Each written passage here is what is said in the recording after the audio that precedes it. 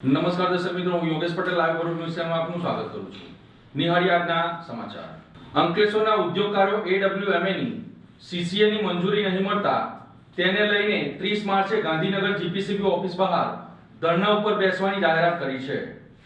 અંકલેશ્વરના ઉદ્યોગકારો અને ગુજરાત પ્રદૂષણ નિયંત્રણ બોર્ડ વચ્ચેનો વિવાદ હવે આંદોલનના માર્ગે પહોંચ્યો છે. CETB પ્રોજેક્ટને જરૂરી CCA મંજૂરી લાંબા સમયથી બાકી રહેતા ઉદ્યોગકારો હવે આગામી 30ના રોજ ગાંધીનગર ખાતે GPCB સામે ગાંધી ચિંધ્યા માર્ગે આમરણ ઉપવાસ પર ઉતરવાની જાહેરાત કરી છે. પર્યાવરણના જતન અને પ્રદૂષણ નિયંત્રણ માટે MSME ઉદ્યોગોને સહાયરૂપ બને તે હેતુથી અંકલેશ્વરમાં આધુનિક સુવિધાઓ સાથે CETB પ્રોજેક્ટ ઊભો કરવામાં આવ્યો છે.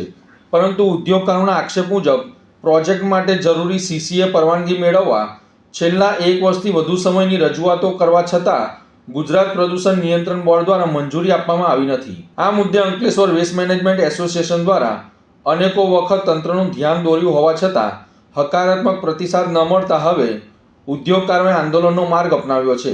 ઉદ્યોગકારોએ અગાઉ 23 માર્ચે ઉપવાસ માટે પરવાનગી માંગી હતી, પરંતુ પરવાનગી ન મળતા હવે આગામી 30 માર્ચે સવારે 11 વાગ્યાથી ગાંધીનગર સ્થિત GPCBની ઓફિસ બહાર આમરણ ઉપવાસ શરૂ કરવાની જાહેરાત કરવામાં આવી છે. છેલ્લા 2 દિવસ દરમિયાન અંકલેશ્વરના વિવિધ ઉદ્યોગો સંગઠનો સાથે બેઠકો યોજાઈ હતી. મોટી સંખ્યામાં ઉદ્યોગકારોએ આંદોલનમાં જોડાવા માટે આહવાન કરાયું છે.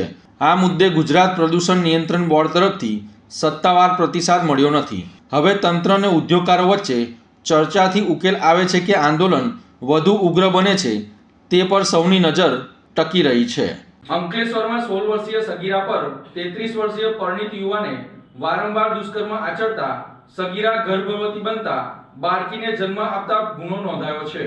અંકલેશ્વર વિસ્તારમાં એક અત્યંત અને ગંભીર તથા સંવેદનશીલ બનાવ સામે આવ્યો છે, જેના કારણે સમગ્ર પંથકમાં ચકચાર મચી ગઈ છે. અંકલેશ્વર વિસ્તારમાં રહેતી 16 વર્ષીય સગીરા પર 33 વર્ષીય યુવાન દ્વારા દુષ્કર્મ આચરવામાં આવ્યું હતું. આરોપી શંકર વસાવાએ સગીરાને લાલચ આપી તેની સાથે શારીરિક શોષણ કર્યું હતું. પરિણીત યુવાને શારીરિક શોષણ કરતા સગીરા ગર્ભવતી બની હતી, જે બાબત થોડા સમય માટે ગુપ્ત રહી હતી. પરિસ્થિતિ ગંભીર બનતા સગીરાએ બાળકીને જન્મ આપ્યો હતો. આ ઘટનાની જાણ થતાં પરિવારજનો અને સ્થાનિક લોકોમાં ભારે રોષ ફેલાયો હતો. બાદમાં આ મામલે એ ડિવિઝન પોલીસ મથકે પહોંચીને તાત્કાલિક કાર્યવાહી કરવાની માંગ કરવામાં આવી હતી. એ ડિવિઝન પોલીસે સગીરાની ફરિયાદના આધારે શંકર વસાવા સામે પોસ્કો અધિનિયમ તેમજ ભારતીય દંડ સંહિતા હેઠળ દુષ્કર્મ સંબંધિત કલમો મુજબ ગુનો નોંધ્યો છે. પોલીસ દ્વારા ઝડપી તપાસ હાથ ધરી આરોપી શંકર વસાવાની ધરપકડ કરી છે અને હાલ તેની પૂછપરછ ચાલી રહી છે. હાલ પીડિતાની તબીબો તપાસ કરવામાં આવી રહી છે અને તેને જરૂરી આરોગ્ય તેમજ કાનૂની સહાય પૂરી પાડવામાં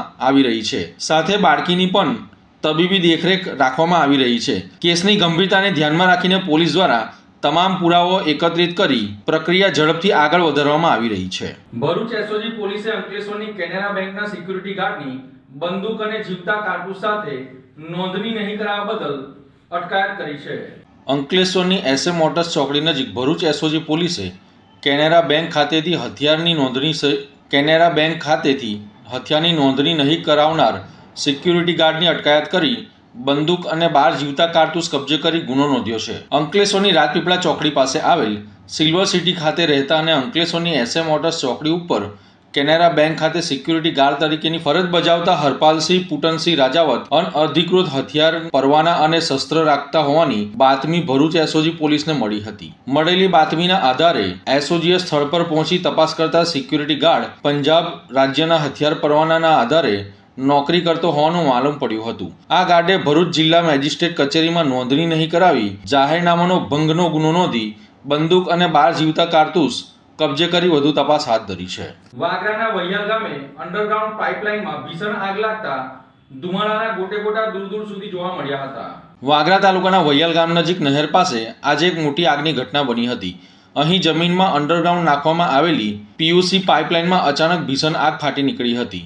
આગ એટલી વિકરાળ હતી કે તેના કાળા ધુમાડા દૂર દૂર સુધી નજરે પડ્યા હતા. સ્થાનિક લોકોના જણાવ્યા અનુસાર કોઈ કોન્ટ્રાક્ટર દ્વારા આ પાઇપલાઇન અંડરગ્રાઉન્ડ કરીને કોઈ કંપની સુધી પહોંચાડવાની કામગીરી ચાલી રહી હતી. આગની તીવ્રતાને કારણે PUCની પાઇપો બળીને ખાક થઈ ગઈ હતી. સદનસીબે આ ઘટનામાં કોઈ જાનહાનિ થવા પામી ન હતી. અંકલેશ્વર નગરપાલિકા દ્વારા વિકાસ કાર્યોનો વેગ મળતા 7.26 કરોડના વિવિધ વિકાસ કાર્યોનું રાજ્યમંત્રી ઈશ્વરસિંહ પટેલના હસ્તે લોકાર્પણ અને ખાતમુહૂર્ત કરવામાં આવ્યું છે. અંકલેશ્વરમાં સ્થાનિક સ્વરાજની સંસ્થાઓની આવનારી ચૂંટણીને ધ્યાનમાં રાખીને અંકલેશ્વર નગરપાલિકા વિસ્તારના વિકાસ કાર્યોને વેગ મળ્યો છે. નગરપાલિકા દ્વારા 7.26 કરોડના ખર્ચે વિવિધ વિકાસ કાર્યોનું લોકાર્પણ અને ખાતમુહૂર્ત કરવામાં આવ્યું હતું. આ પ્રસંગે રાજ્યના જળ સંપત્તિ અને પાણી પુરવઠા મંત્રી ઈશ્વરસિંહ પટેલના હસ્તે વિકાસ કાર્યોનો પ્રારંભ કરવામાં આવ્યો હતો. તેમણે વિકાસ કાર્યોની શરૂઆત કરાવી અને વિસ્તારમાં સુવિધાઓ વધારવા માટે સરકાર પ્રતિબદ્ધ હોવાનું જણાવ્યું હતું. આ કામોમાં માર્ગોના બંને બાજુ પેવર બ્લોક, રસ્તા સુધારણા અને અન્ય શહેરી સુવિધાઓનો સમાવેશ થાય છે. આ ઉપરાંત બાકરોલ ગામમાં પણ આશરે 1.89 કરોડના વિકાસ કાર્યો હાથ ધરવામાં આવ્યા છે, જેમાં રાજ્ય સરકારના મંત્રી ઈશ્વરસિંહ પટેલના હસ્તે પ્રવેશદ્વાર અને વિલેજ સર્કલનું લોકાર્પણ, આંગણવાડી રિનોવેશનનું ઉદ્ઘાટન તેમજ શાળાના નવા ઓરડાનું ખાતમુહૂર્ત તથા ગામના સીસીટીવી કેમેરા જેવા કામોનું ખાતમુહૂર્ત કરવામાં આવ્યું હતું. કાર્યક્રમમાં પ્રાંત અધિકારી ભવદીપસિંહ જાડેજા, મામલતદાર રાજન વસાવા, ચીફ ઓફિસર કેશવ કોલડિયા તેમજ બાકરોલના સરપંચ મનસુખ વસાવા, ડેપ્યુટી સરપંચ અંકિત પટેલ સહિતના આગેવાનો ઉપસ્થિત રહ્યા હતા. આદરણીય રાજ્યના મુખ્યમંત્રી શ્રી ભૂપેન્દ્રભાઈ પટેલ સાહેબ અને રાજ્યના ડેપ્યુટી મુખ્યમંત્રી શ્રી હર્ષભાઈ સંઘવીજીના સાનિધ્યની અંદર સમગ્ર ગુજરાતની અંદર વિકાસની ગતિ તેજ થઈ રહી છે, ત્યારે આજે અહીંયા અંકલેશ્વર નગરપાલિકા ખાતે પણ 7,26,00,000ના ખર્ચે વિવિધ બ્લોક પેવરના કામો, શાંતિધામ જે અમારું સ્મશાનપુર છે એના પર 39 લાખ રૂપિયાના ખર્ચે રિનોવેશન, તેમજ ભરૂચી નાકાથી એશિયાનગર સુધી રોડની બંને સાઈડ બ્લોક પેવરના 1,26,00,000, આમ કુલ મળીને 7,26,93,000ના ખર્ચે આ ખાતમુહૂર્તના કામો નગરપાલિકા દ્વારા થયા છે. તેમજ આજ રોજ સવારમાં બાકરોલ ગામે 20 લાખના ખર્ચે ગામનો પ્રવેશદ્વાર છે એ સ્વબંધમાંથી બનાવવામાં આવેલ છે. એની સાથે સાથે ગામની અંદર સારાના ઓરડાઓ, જે 9 જેટલા સારાના ઓરડાઓ છે એ તેમજ શૌચાલય, આમ મળીને 1,63,00,000 રૂપિયા સારાના ઓરડા, 20 લાખ રૂપિયા પ્રવેશદ્વાર, 3 લાખ રૂપિયા ગામમાં સર્કલ અને 3 લાખ રૂપિયા સીસીટીવી કેમેરા, આમ કરીને 1,89,00,000ના ખર્ચે આજે ત્યાં લોકાર્પણ અને ખાતમુહૂર્ત બાકરોલ ગામ ખાતે પણ કરવામાં આવ્યું. ત્યારે આવનારા દિવસોમાં આનાથી પાછળ વિશેષ વિકાસ આપણા અંકલેશ્વર શહેરનો હોય કે ગ્રામ્ય વિસ્તારનો હોય, તમામ જગ્યાએ આવનારા દિવસોમાં વિકાસની ગતિ તેજ ગતિએ ચાલીને તમામ લોકોને સુખાકારી મળે એ પ્રકારના પ્રયત્નો છે. ભરૂચ જિલ્લા કોર્ટમાં પોલીસ વિભાગ દ્વારા મોક ડ્રીલ યોજી હતી. બોમ્બ અંગેની માહિતી મળતા પોલીસ વિભાગ એલર્ટ મોડમાં આવ્યું હતું. ભરૂચ જિલ્લા કોર્ટમાં આજે બિનવારસી હાલતમાં બેગ હોવાની માહિતી મળી હતી. તાત્કાલિક સુરક્ષા વ્યવસ્થાઓ કડક ગોઠવી દેવામાં આવી હતી. પોલીસ વિભાગ દ્વારા કોર્ટ પરિસરને સંપૂર્ણ રીતે ખાલી કરી દેવામાં આવ્યું હતું, જેમાં ન્યાયાધીશો, વકીલ તેમજ પક્ષકારો સુરક્ષિત સ્થળે ખસેડવામાં આવ્યા હતા. મળતી માહિતી પ્રમાણે વિભાગીય પોલીસ વડા CK પટેલના સુપરવિઝન હેઠળ special operation group, bomb squad અને ડોગની સ્ક્વોડની ટીમો ઘટના સ્થળે દોડી આવી હતી અને સમગ્ર કોર્ટ પરિસરમાં સઘન ચેકિંગ હાથ ધરવામાં આવ્યું હતું. સાથે જ ફાયર વિભાગ અને આરોગ્ય વિભાગની ટીમોને પણ એલર્ટ મોડ પર રાખવામાં આવી હતી, જેથી કોઈપણ અનિચ્છનીય પરિસ્થિતિમાં તાત્કાલિક કાર્યવાહી કરી શકાય.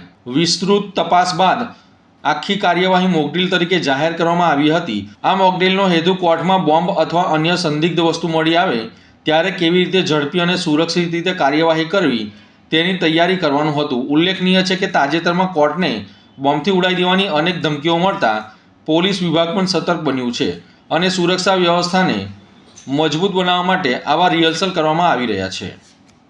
કેટલીક વખતે કોઈ સરકારી બિલ્ડિંગોને ઉડાવી દેવા માટે ઈમેલથી કે ટેલિફોનિક દ્વારા વિસ્ફોટક પદાર્થથી ઉડાવી દેવાની નનામી ધમકીઓ મળતી હોય છે.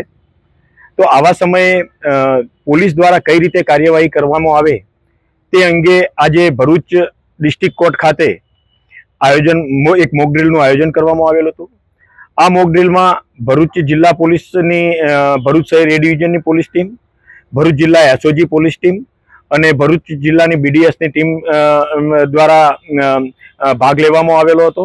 અને સાથે સાથે બીજી જે એજન્સીઓ છે, જે આવો કંઈ બનાવ બને તો તાત્કાલિક કઈ રીતે સરકારી દવાખાનાની કે ફાયર બ્રિગેડની મદદ પણ કઈ રીતે લઈ શકાય, એના માટે ફાયર બ્રિગેડની ટીમને અને ડૉક્ટરી સેવાને પણ સામેલ કરવામાં આવેલ હતી.